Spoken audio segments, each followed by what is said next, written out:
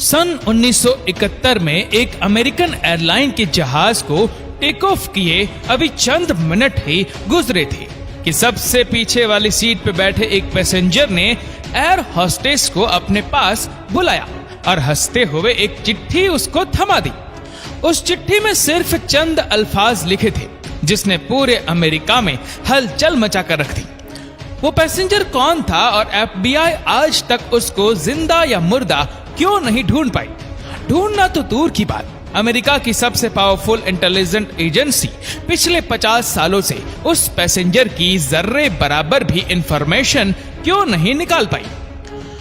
दोस्तों, इस इंटरेस्टिंग वाकया की शुरुआत 24 नवंबर 1971 को पोर्टलैंड एयरपोर्ट से हुई थी। एक शख्स जो बिजनेसमैन लगता था, उसने पोर्टलैंड से Seattle का टिकट बुक करवाया और सीधा जहाज की तरफ बढ़ने लगा। तब अमेरिका में डोमेस्टिक फ्लाइट पर किसी किस्म की कोई शक्ति नहीं हुआ करती थी, ना ही पैसेंजर का सामान चेक किया जाता था और ना ही उनकी आइडेंटिटी वेरिफिकेशन की जाती थी। ये नॉर्थ वेस्ट ओरिएंट एयरलाइन का जहाज बोइंग 727 था, जिसको सिर्फ 45 मिनटों में पोर्टलैंड से सिएटल तक पहुंचना था। सनग्लासेस लगाए एक ब्रीफकेस के साथ डैन कूपर नामी एक पैसेंजर इस जहाज में सवार हुआ और अपनी पसंद की सीट पर जाकर बैठ गया, जो जहाज की सबसे आखिरी सीट थी। उसने अपने लिए एक ड्रिंक ऑर्डर की और साथ ही सिगरेट भी जला ली। यहाँ तक सब कुछ नॉर्मल चल रहा था, क्योंकि फ्लाइट में स्मोकिंग करना भी 7 में अलाउड था। ठीक 2:58 पर फ्लाइट टेक ऑफ हो गई। टेक ऑफ होते ही डैन कूपर पीछे मुड़ा और पास में बैठी एयर होस्टेस को हंसते हुए एक चिट्ठी थमा दी। एयर होस्टेस, जिसका नाम फ्लोरेंस स्कैफनर था, उसने जब वो चिट्ठी पढ़ी तो जैसे उसके पैरों तले जमीन ही खिसक गई। उसमें लिखा था, miss, I have a bomb here and I would like you to sit by me. मतलब मेरे पास बॉम्ब है और मैं चाहता हूं कि आप मेरे बराबर में आकर बैठ जाएं। फ्लोरेंस स्नैफर जब डैन कूपर के बराबर में आकर बैठी तो उसने अपना ब्रीफकेस खोला, जिसमें डायनामाइट की 8 स्टैक्स और एक डेटोनेटर भी मौजूद था। इन शॉर्ट, जहाज हाईजैक हो चुका था और डैन कूपर की टोटल 3 डिमांड्स थी। उसको 5 बजे से पहले $2 लाख कैश, 2 पैराशूट के पैर्स और सिएटल एयरपोर्ट पर एक रिफ्यूलिंग ट्रक रेडी चाहिए था। अपनी डिमांड्स के आखिर में उसने फ्लोरेंस शॉर्फनर्स को इनडायरेक्टली ये भी बोला कि अगर कोई गलती हुई तो मैं बॉम्ब फोड़ दूंगा।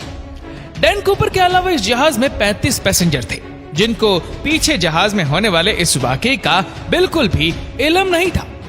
फ्लोरेंस स्कैफनर डैन कूपर की डिमांड से लेकर कॉकपिट में गई और कैप्टन को सारा मांजरा सुना दिया। एक दूसरे एयर होस्टेस, जिसका नाम टीना मैकलाउ था, वो अब एक इंटरकॉम लेकर डैन कूपर के साथ आकर बैठ गई, जो पायलट और डैन कूपर के दरमियान मैसेज पहुंचाने का काम कर रही थी। याद रहे कि ये अमेरिका की हिस्ट्री में होने वाला पहला प्लेन हाईजैक था जो रैंसम के लिए किया गया था। इसी वजह से लोकल अथॉरिटीज और FBI ने फैसला किया कि हाईजैकर की सारी डिमांड्स पूरी की जाए। जाहिर है अथॉरिटीज को भी मालूम था कि डैन कूपर उनसे भागकर ज्यादा दूर नहीं जा पाएगा। फ्लाइट, जिसको सिर्फ 45 मिनटों में ही सिएटल में लैंड कर रहा था, वह अब अगले 1.5 घंटे तक एयरपोर्ट के इर्द गिर्द चक्कर लगाती रही और बकाया 35 पैसेंजर जो इस सारे वाकये से बिल्कुल बेखबर थे, उनको बताया गया कि टेक्निकल डिफिकल्टी की वजह से प्लेन की लैंडिंग में दुश्वारी हो रही है। इस दौरान सिएटल नेशनल बैंक से $20 के 10,000 नोट इकट्ठे किए गए, जिनके सीरियल नंबर नोट कर लिए गए थे, और एक करीबी स्काई डाइविंग क्लब से 2 पैराशूट की जोड़ियां भी अरेंज की गई। 5:45 पे जहाज को लैंड कराया गया और वादे के मुताबिक डैन कूपर को पैसों से भरा एक बैग और 2 पैराशूट के पैर्स फराम किए गए। साथ ही साथ जहाज को रिफ्यूल भी कर दिया गया।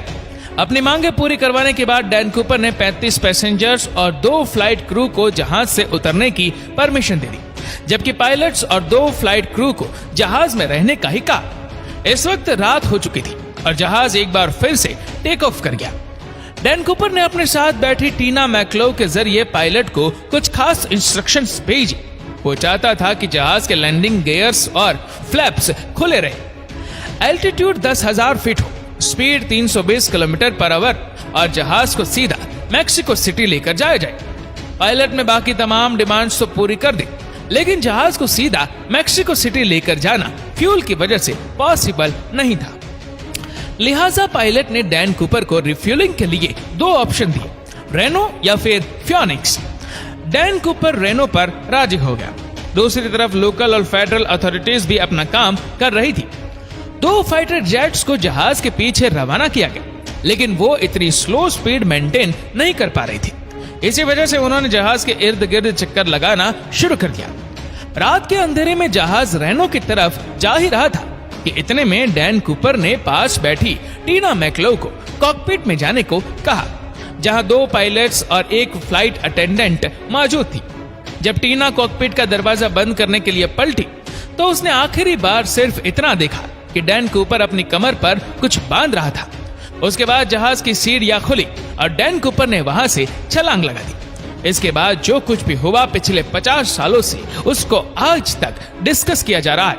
3 घंटों के बाद जब जहाज रेनो में लैंड हुआ तो पूरे जहाज को अच्छी तरह से चेक किया गया, लेकिन जहाज में ना ही कूपर था और ना ही कोई बॉम्ब मिल सका। ना सिर्फ जहाज में बल्कि इस वाकया के बाद डैन कूपर का कहीं कोई अता पता ना चल सका, ना ही जिंदा और ना ही मुर्दा। आखिर डैन कूपर कौन था और पूरे अमेरिका की आंखों को धोखा देकर वह कहां चला गया? यह case federal bureau of investigation का वो केस है जिसको आज तक बंद नहीं किया गया। डैन कूपर को किसी ने प्लेन से जंप करते तो नहीं देखा था, लेकिन स्टेयर केस खुला रह जाने की वजह से ये बात क्लियर थी कि उसने सिएटल और रेनो के बीच में ही कहीं छलांग लगा ली थी। एफबीआई ने जहाज पर सबूत तलाश करना शुरू कर दिया, लेकिन बदकिस्मती से उनको सिर्फ कूपर की टाई, 8 सिगरेट बट्स और 2 में से 1 पैराशूट मिला जो कूपर पीछे छोड़ गया था। हत्ता के किसी के पास उसकी कोई फोटो तक नहीं थी। पैसेंजर्स और क्रू से इंटरव्यू लेने के बाद डैन कूपर के हुलिये के हिसाब से उसका स्केच बनवाया गया। इससे पहले कि डैन कूपर को सिएटल और रेनो के बीच में तलाश किया जाता, एफबीआई को यह जानना था कि उसने एग्जैक्टली कौन सी जगह पर प्लेन से जंप किया था। यह जानना ज्यादा मुश्किल नहीं था क्योंकि जहाज ऑटो पायलट पे था, यानी जिस रास्ते पर जहाज फ्लाई कर रहा था वो ऑलरेडी रिकॉर्डेड था। जहाज की स्पीड और एल्टीट्यूड तो पहले से मालूम था ही, साथ ही साथ फ्लाइट रिकॉर्डर की मदद से मालूम पड़ा कि जहाज का स्टेयरकेस 8:10 पे खुला था। इन तमाम इंफॉर्मेशन की बेसिस पे डैन कूपर की ड्रॉप लोकेशन का अंदाजा लगाकर एक सर्च एरिया डिफाइन किया गया। यह 45 स्क्वायर किलोमीटर का एरिया घने जंगलात और पहाड़ों से घिरा हुआ है।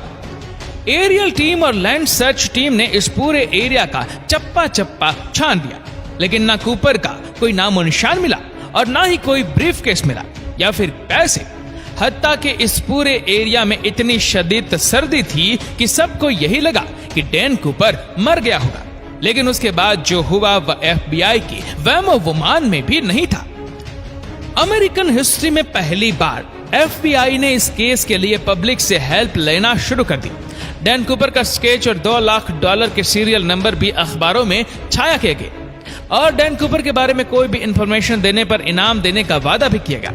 उनका ख्याल था कि कूपर अगर जिंदा होगा तो वह पैसे कहीं ना कहीं जरूर खर्च करेगा, लेकिन हैरत अंगेज तौर पे उस सीरियल नंबर का एक भी नोट कहीं भी दोबारा जाहिर नहीं हुआ। लेकिन मामला अभी तक खत्म नहीं हुआ था। करीब 9 सालों के बाद यानी 1980 में एक वाकया हुआ। सदर्न वाशिंगटन में कोलंबिया रिवर के किनारे एक बीच है जिसको टीना बार कहा जाता है। यहाँ एक बच्चा अपने पेरेंट्स के साथ खेल रहा था जब उसको रिवर के किनारे नोटों की 3 गड्ढियां मिली। ये $20 के नोटों की गड्ढियां थी जो टोटल $5800 बनते थे। बच्चे के पेरेंट्स ये पैसे लेकर एफबीआई के पास गए। खुशकिस्मती से इनके सीरियल नंबर उन नोटों से मैच कर गई जो डैन कूपर लेकर गया था। डैन कूपर हाईजैकिंग केस में 9 सालों के बाद ये पहली प्रोग्रेस थी, लेकिन बजाय केस को सॉल्व करने के इस वाकया ने केस को मजीद उलझा कर रख दिया, क्योंकि ये पैसे ड्रॉप लोकेशन से करीब 27 किलोमीटर दूर पाए गए थे। पहले ये समझा गया कि ड्रॉप जोन में वाक़ई लुइस रिवर में ये पैसे डैन कूपर से ही गिरे होंगे और वहां से बहते हुए कोलंबियन रिवर तक आए होंगे, लेकिन बाद में नोटिस किया गया कि कोलंबियन रिवर तो अपोजिट डायरेक्शन में फ्लो करती है यानी ये पैसे लुइस रिवर से बहकर टीना बार बीच तक किसी भी सूरत नहीं पहुंच सकते। FBI के लिए ये मामला तो सुलझने के बजाय उलझता ही जा रहा था। ना सिर्फ इतना, बल्कि टीना बार बीच जहां से ये पैसे बरामद हुए थे, यहाँ 1974 में कुछ खुदाई का काम किया गया था।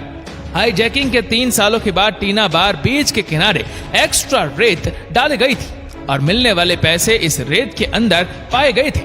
इस नई इंफॉर्मेशन से तो ये जाहिर होता है कि डैन कूपर या फिर उसके किसी साथी ने जानबूझकर केस को उलझाने के लिए 3 सालों के बाद टीना बार बीच पर आकर ये पैसे दफनाए थे।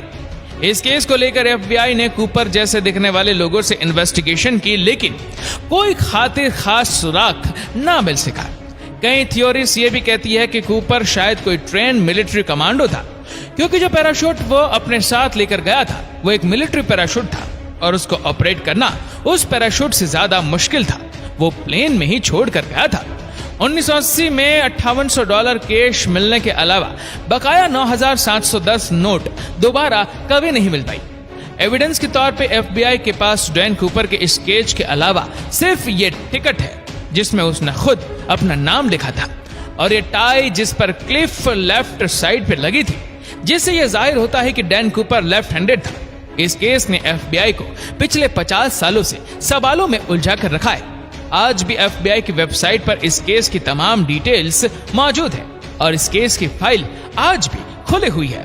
दोस्तों, इस वीडियो को लेकर आपकी क्या राय है, नीचे कमेंट करके जरूर बताएगा। और अगर आपको वीडियो अच्छा लगा हो तो इस वीडियो को लाइक करेगा, शेयर करेगा ज्यादा से ज्यादा लोगों तक, और ऐसे ही और भी रोचक जानकारियों के लिए सब्सक्राइब करें हमारे YouTube चैनल को और Facebook पर फॉलो करें हमारे पेज को। धन्यवाद।